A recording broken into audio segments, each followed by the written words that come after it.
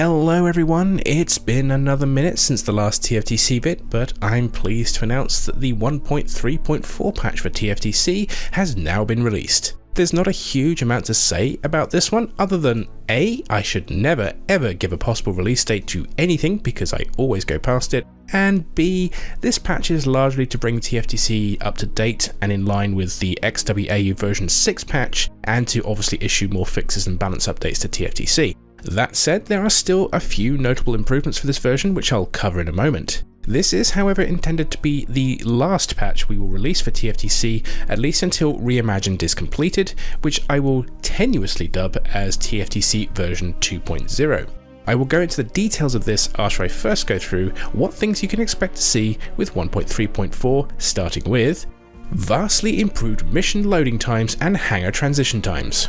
Both of these were rather painful waits, mission load times in particular, but this has now been reduced by a staggering 60 to 70% at least, if not more, so they should all load a lot quicker now.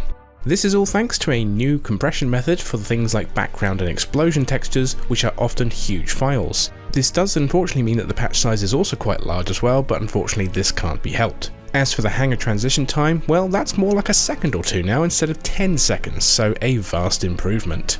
A fix has finally been introduced for the issue of high frame rates and AI behaviour. This mostly affects things like ships trying to dock with one another, causing them to circle around endlessly. This is caused by your in-game FPS being too high, and the only real way to resolve it was to limit your FPS to 60. This fix introduces a limit to how the AI calculates its behaviour to 30 FPS, regardless of your current in-flight FPS, so this should resolve all such docking issues.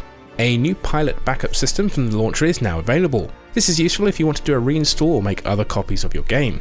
Pilot files will be backed up to your Documents folder under X-Wing Alliance/Pilots Backup by default when using this feature.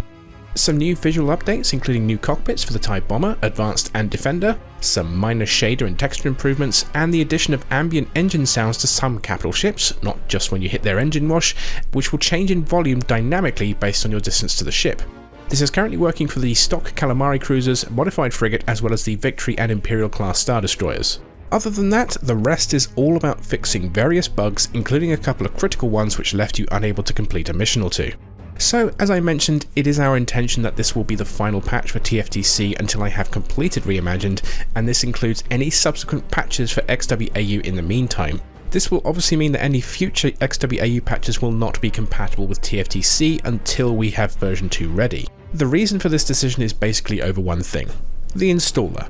The installer we currently use is great, and it allows you to seamlessly install everything without fuss, or at least minimal fuss, and allows you to swap versions of TFTC and XWAU quite seamlessly. However, this is now becoming extremely cumbersome to manage with each passing version we make due to the sheer size and complexity of TFTC and the fact we essentially have two versions of the game you can choose to play. Several issues and bugs can stem from improper swapping of files when changing versions, leading to bugs or other issues which can result in you having to reinstall from scratch. How we will approach this in the future has yet to be decided for certain, but it's likely we will instead split Classic and Reimagined into separate installs unless we can find a more efficient and effective method in the interim. Whatever happens, I will keep you informed.